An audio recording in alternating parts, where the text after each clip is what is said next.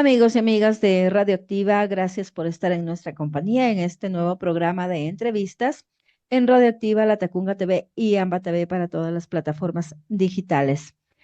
Esta tarde nos acompaña en este programa de novedades y algo más Pedro Moncada, especialista de mundo mágico de la mascota. Pedro, muy buenas tardes, bienvenido a este medio de comunicación. Hola, muchas gracias por la invitación. Es un placer para nosotros poder compartir la información con ustedes. Hoy tenemos un tema bastante interesante e importante que tanto las personas adultas como los niños deben conocer y es cómo tener una mascota en casa, qué tan saludable es. Vamos a tratar justamente este tema. ¿Cómo es el caso de tener una mascota en casa? Claro, sí. Bueno, siempre partimos de la preparación. Entre mejor estemos preparados para cualquier situación que enfrentemos en nuestra vida, mucho mejor vamos a tener los resultados. Siempre se van a tener mejores resultados cuando más preparados estamos. Lo mismo pasa con una mascota. Al ser un nuevo integrante de la familia, debemos tener conocimiento sobre cómo proceder con ellos, cuáles son los cuidados, responsabilidades y qué beneficios a largo plazo vamos a tener por tener una mascota. A los niños de tan corta edad, ¿qué tan recomendable es una mascota que se llama de compañía? ¿Y qué tipo de mascota es lo aconsejable para ellos y a partir de qué edad? Claro, bueno, hay diferentes tipos de mascotas de compañía. Por lo general, siempre partimos del perro y el gato, que son los más comunes y populares.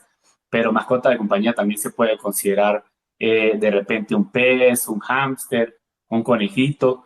Todo esto se consideran también mascotas de compañía, ya que cumplen la función de generar ese vínculo con la persona que es su dueño y estos vínculos generan, además de afecto, responsabilidades. Entonces, ahí van ligados de la mano lo que sería toda la ramificación de una mascota de compañía. ¿A partir de qué edad pueden tener los niños una mascota de compañía? ¿A qué edad es recomendable? Siempre que haya un entendimiento por parte del niño. En la mayoría de núcleos familiares hay veces que ya los futuros padres o los padres tienen perritos y gatos antes de la llegada de un niño. Entonces nos acondicionamos a la situación. Pero si es al contrario y podemos elegir la edad adecuada para tener una mascota, lo más prudente sería tener una mascota cuando el niño ya sea capaz de entender y razonar lo que le vamos a explicar, porque tener una mascota lleva de la mano lo que se llama la tenencia responsable, que es la alimentación, el bienestar y el cuidado de esta mascota. Entonces, como todos los miembros de la familia somos partes y responsables de esta tenencia responsable, por eso es muy importante que el niño tenga la capacidad de discernir lo bueno, lo malo y poder llegar a un claro entendimiento.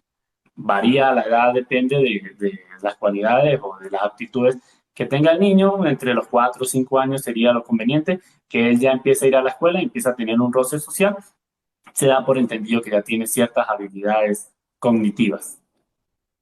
¿Cómo los papás tienen que ayudarle al niño a entender que es su responsabilidad también cuidar a la mascota? Porque dicen, bueno, tengo un perrito, un gatito, no les sacan a pasear, no están pendientes de cuidarles, que hagan sus necesidades donde tienen que hacerlo, no los educan para que no rompan cualquier cosa, porque a los animalitos también hay que educarlos, así como a los niños, para que tengan realmente una compañía. ¿Cómo empezar por ahí? Claro, verá, lo primero es que la mascota es responsabilidad de todos. No podemos fijar a un solo miembro de la familia como responsable de la mascota y se hace mucho. Se le fija a la persona que trajo la mascota a la casa como si fuera el responsable absoluto de la mascota, pero no funciona así. Somos un núcleo familiar. Si entra un nuevo integrante a la familia, todos nos apoyamos como un núcleo familiar. Entonces es importante enseñar a los pequeños de la casa, a los niños, que las responsabilidades de los nuevos integrantes son parte de todos. Lo que hay que hacer es poder diversificar esas responsabilidades. No podemos mandar de repente nuestro niño pequeño de 5 años a darle el paseo nocturno a la mascota. Pero lo que sí podemos hacer es unirlo a ese paseo. ¿Quién le toca esta semana? Le toca a papá. ¿Con quién va? Con el niño para que aprovechen y camine. Esto va a fortalecer el sistema del niño, van a tener una mejor condición física, una mejor salud y a la larga esto va a generar una mejor defensa en los niños pequeños porque al venir del paseo las mascotas Ellos por lo general traen pequeños microorganismos que toman de la calle, igual que nosotros. Y estos contactos con los niños ayudan a tener un sistema inmune mucho más fuerte. Entonces, ya es el primer beneficio de la mascota. Las responsabilidades, como le digo, hay que determinarlas. ¿Quién se encarga de la alimentación en la mañana? ¿Quién se encarga en la noche? ¿Quién se encarga de los paseos? ¿Quién se encarga de la limpieza? Y hay tareas muy simples como de repente mantener el agua fresca para las mascotas que podemos encargarle a un niño pequeño. Entonces él siempre va a estar comprometido con su mascota, siempre se va a sentir útil, siempre se va a subir su autoestima porque pese a su corta edad ya le confirieron una responsabilidad y se va a sentir amado. De ponerle su agua y que el perrito, el gatito, siempre son animales muy agradecidos con este tipo de acciones. Así es.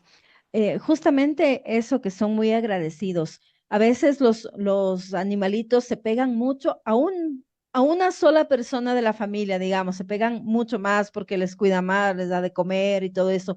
¿Qué pasa si el perrito, el gatito quieren dormir justamente con la persona que más les cuida, al pie de la cama o ponerle la cama ahí? ¿Es recomendable eso? Verá, lo que pasa es que los animales, y sobre todo los perros, ellos son animales de manadas. Entonces hay que partir de la naturaleza del animal mismo para entender por qué se dan muchos de sus comportamientos. Como son animales de manadas, ellos fijan quién es el líder de la manada y quién es como decir, el eslabón débil de la manada, también lo fijan. Entonces ellos siempre van de la mano o en seguimiento de su líder, pero siempre son muy sobreprotectores con su eslabón débil. Ellos identifican rápidamente en la familia quién es el eslabón débil, que serían los niños, y sobreprotegen a los niños. Cuando un animal, un perrito sobre todo, o los mismos gatos se han visto que tienen actitudes muy protectoras con los niños, lo ven, lo cuidan y de repente ven que puede cubrir, correr algún peligro, tratan de protegerlo. Entonces, claro, ellos siempre van a tener fijación al líder, pero van a cuidar mucho a lo que se consideraría biológicamente o naturalmente como el eslabón débil de su manada. Es normal que ellos fijen como líder de la manada a la persona que les provee el alimento porque son seres instintivos. Usted me provee el alimento, usted es el más fuerte de la manada porque usted es el que está capacitado para traer el alimento a la casa. Por eso es que es muy bueno distribuir la responsabilidad de la alimentación entre los líderes de la casa, para que la mascota se vaya familiarizando con que de repente hay varios líderes o de repente que el liderazgo no es absoluto. ¿Pueden dormir adentro de las habitaciones de los niños? Sí, siempre y cuando los animales cumplan con su respectiva cartera de médica, estén completamente desparasitados, sea muy riguroso en su alimentación, que de repente en los paseos no se metan cualquier cosa a la boca para que no vayan a generar de repente una infección, una bacteria no controlada, su carnet de vacuna siempre al día, siempre que los animales sean controlados medicamentos a su veterinario, esté al día con ellos, los animales pueden compartir las habitaciones con los niños. Lo que sí es recomendable es que de día a las habitaciones debe darle aire y sol, porque el sol es eliminador de ácaros naturalmente y el aire va a mantener las habitaciones correctamente frescas. Entonces evitan la humedad, evitan un montón de situaciones, pero las mascotas sí pueden compartir una habitación con los niños, siempre que estén limpias, desparasitadas, todo este tema médico. Entre las dos partes hay tanto la mascota como los niños o los adultos sienten el cariño mutuo entre ellos. ¿Qué es lo que más enriquece a las mascotas, por ejemplo, en el cuidado, cómo cuidarlos? ¿Qué es lo que más deberían hacer para que ellos, las mascotas, estén bien? Bueno, yo siempre cuando doy una entrevista o una charla, hablo de la importancia del tiempo de calidad. Nosotros hace muchísimos años como humanos entendimos que no es igual dedicar tiempo a dedicar tiempo de calidad. Yo puedo estar 8 horas en mi casa, pero si yo de repente de esas 8 horas estoy 4 horas en el celular viendo videos y las otras 4 horas las dedico a hacer cualquier cosa menos darle atención a mi núcleo familiar, yo puedo estar 8 horas compartiendo con ellos, pero ¿cuánto tiempo de calidad les di? Ni un minuto. Lo mismo está pasando con las mascotas. Llegamos a la conclusión de que las mascotas lo que requieren es tiempo de calidad. A un perrito con dedicarle 15 o 20 minutos al día es más que suficiente, siempre que usted le dedique el tiempo realmente a él, a jugar, a estimularlo, a crear vínculos fuertes y sobre todo a educarlo. Los perros, la gente de repente hay una percepción o una idea de que los perros tardan mucho en aprender, pero los perros comparados con los humanos son demasiado hábiles para el aprendizaje. Un humano tarda un año en dejar un pañal, para ponerlo en términos normales, hasta más de un año, en aprender a usar su vasito, en aprender a todo este tema, ¿no? Bueno, 2 años en promedio.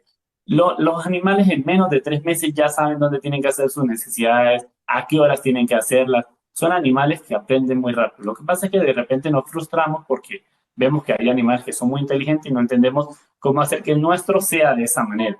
Pero es un poquito de tiempo, dedicación y sobre todo lo que digo, tiempo de calidad. A enseñarlos, hizo algo bueno, refuerzo positivo. Hizo algo malo, se le corrige con el puro tono de voz, con que cambiemos el tono de voz, el animal ya entendió automáticamente que de repente hizo algo que no era correcto. Ah, o sea, los animalitos entienden más por el tono de voz. Porque mucha Ujú. gente no, o sea, esa parte no la sabe estimular, no la sabe manejar en cuestión de la educación de los animales. Muchos de ellos, por ejemplo, les pegan para que entienda esa parte. Es igual que a los niños, que a los adultos, igual, por golpes ya no se entiende. Sería peor, ¿no? ¿Se vuelven agresivos cuando esto pasa? Claro, bueno, primero el animal cuando está en un núcleo familiar muy fuerte, de repente no se vuelve agresivo, pero sí se vuelve muy arisco, porque no sabe, o sea, si no puede confiar ya en su maná, no va a poder confiar nunca en los externos, en las personas que de repente entran y visitan a la casa. Y la desconfianza genera miedo y el miedo genera agresividad. Entonces es una cadena de pasos. Cuando usted ve un animal que está agresivo, usted tiene que entender que detrás de esa agresividad hay un miedo. ¿Y qué le generó el miedo? La desconfianza porque no tuvo un núcleo, o sea, su manada no fue fuerte, de repente no supo expresar lo que quería y lo que generaron fue como un trauma o un terror en él. Entonces, como son animales instintivos, lo que hacen es atacar para poderse defender. Pero siempre que se trate el miedo, que es lo primero que se debe tratar cuando hay un animal agresivo, cuál es la fuente del miedo y cómo puedo cambiarla, a través de un refuerzo positivo, el animal va a ser mucho más dócil. Lo que siempre se recomienda cuando se tiene un animal y sobre todo con niños es la sociabilización. Un animal que sea sociable, que salga, que camine, que conozca otros perros, que lo dejen ser un perrito en el paseo, no que lo lleven jalando la cadena a los 20 minutos, que él se pueda de repente en el poste, se para y olfatea diferentes aromas, llega al parque y de repente corre 3, 4 minutos, saluda a los demás perritos. Ese animal socialmente va a ser muy fuerte y esa fortaleza va a hacer que sea un perro dócil. Y al ser un perro dócil, va a ser un integrante mucho más fácil de dominar en casa y al hacer un integrante dócil en la manada, los niños van a poder interactuar de mejor manera con él. ¿Y qué pasa cuando un niño interactúa con un perro de esa manera? Se le sube la autoestima, porque pese a que es un niño, empieza la autoestima a subir, se siente amado, se siente respetado y se siente comprendido. Entonces, si él entiende que él puede dominar un animalito, él entiende, él se vuelve intuitivamente, se va a volver un líder de la sociedad. Oh, eso es bastante interesante. Ahora, una pregunta, vamos a ver cómo la realizamos. Em, por ejemplo, ya toman la decisión, la familia, de adoptar una mascota, un perrito en este caso. Van al lugar y ven bastantes perritos, tanto cachorros, medianos, adultos. A veces llegan allá también perritos que le recogieron de la calle. ¿Cómo saber cuál cachorro o perro adulto puede ser el adecuado para el niño? ¿El perro o el animalito? ¿Escogen también con qué persona quieren irse? O sea, hay señales de eso, que el perrito quiere irse con esa familia, digamos, por poner un ejemplo. Bueno, es un tema porque muchas veces las personas dicen yo no adopté el animal me adoptó a mí, porque en lo que llegan a la jornada, el animal como intuitivamente van hacia ellos y se les acerca. Depende mucho de la personalidad del perrito, del gato. Los animales tienen personalidades. Lo que es recomendable es que como hoy en día ya no compramos animales, sino los tratamos de rescatar de los refugios, que lo hacen esta noble labor de rescatarlos, curarlos y socializarlos, hay que hablar con la persona que da en adopción. Explicarle que tenemos un niño y que necesitamos un animal que sea dócil, porque todos los animales Ah, pues no tienen las mismas características porque todos no han tenido el mismo pasado.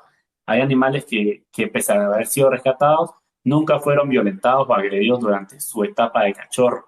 Entonces llegan a una etapa adulta y son muy confianzudos, son ese tipo de animalitos que de repente usted está por la calle y se le acerca y quiere que lo consienta, que lo mime, porque tuvieron una infancia muy bonita para el entorno en el que crecieron, ¿no? Entonces es importante hablar con el rescatista, porque los rescatistas tienen ojo para esto, como ellos están en esa función de agarrar animales, soltar, animar, entregar, ellos van determinando cuáles son sus rasgos principales. Entonces es importante entender eso. Cuando tenemos un niño en casa, el animal debe ser lo más dócil que podamos. No importa la etapa en la que esté, no importa si es un cachorro o si es un adulto, porque hay perritos adultos que tuvieron, como le repito, una buena, o sea, como un buen crecimiento en su etapa de cachorro y llegan a ser animales extremadamente dóciles hasta su último día. Entienden ya, saben cómo son los niños, ya se dejan tocar, ya no son agresivos, no gruñen. O sea, tienen como ese íter de la paciencia que les dio la calle, que la calle a veces es muy agresiva y los vuelve o pacientes o más agresivos a ellos. Entonces, a veces rescatar un animal o adoptar un animal mayor puede ser muy beneficioso cuando tenemos niños en la casa. interesante. Ahora, ¿qué tan beneficioso o perjudicial puede ser para una persona que tiene capacidades especiales? ¿Tener una mascota en casa les ayuda a ellos? Sí, verá, hay ciertos niveles de autismo que, o sea, no exigen, sino recomiendan tener mascotas en casa, sobre todo las aves.